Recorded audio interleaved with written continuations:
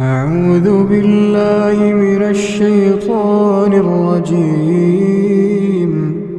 بسم الله الرحمن الرحيم. ألف لام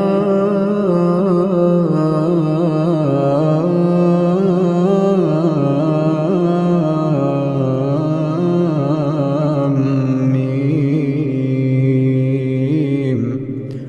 الله لا إله إلا هو الحي القيوم. نزل عليك الكتاب بالحق مصدقا لما بين يديه وأنزل التوراة والإنجيل من قبل هدى للناس وأنزل الفرقان. إن الذين كفروا بآيات الله لهم عذاب شديد والله عزيز ذو انتقام. إن الله لا يخفى عليه شيء في الأرض ولا في السماء. هو الذي يصوركم في الأرحام كيف يشاء. لا إله إلا هو العزيز الحكيم. هو الذي أنزل عليك الكتاب منه آيات محكمات هن أم الكتاب وأخر متشابهات. فأما الذين في قلوبهم زيغ فيتبعون ما تشابه منه ابتغاء الفتنة وابتغاء تأويله وما يعلم تأويله إلا الله. والراسخون في العلم يقولون آمنا به كل من عند ربنا وما يذكر إلا أولو الألباب.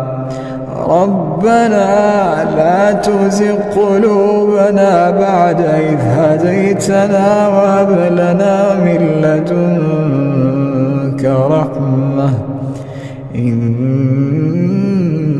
أنت الوهاب. ربنا إنك جامع الناس ليوم لا ريب فيه إن الله لا يخلف الميعاد. إن الذين كفروا لن تغني عنهم أموالهم ولا أولادهم من الله شيئا وأولئك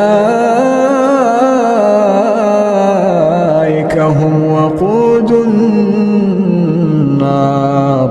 كدأب آل فرعون والذين من قبلهم كذبوا بآياتنا فأخذهم الله بذنوبهم والله شديد العقاب. قل للذين كفروا ستغلبون وتحشرون إلى جهنم وبئس المهاد. قد كان لكم آية في فئتين التقتا فئة تقاتل في سبيل الله وأخرى كافرة يرونهم مثليهم رأي العين والله يؤيد بنصره من يشاء إن في ذلك لعبرة لأولي الأبصار. زين للناس حب الشهوات من النساء والبنين والقناطير المقنطرة من الذهب والفضة والخيل المسومة والأنعام والحرث، ذلك متاع الحياة الدنيا والله عنده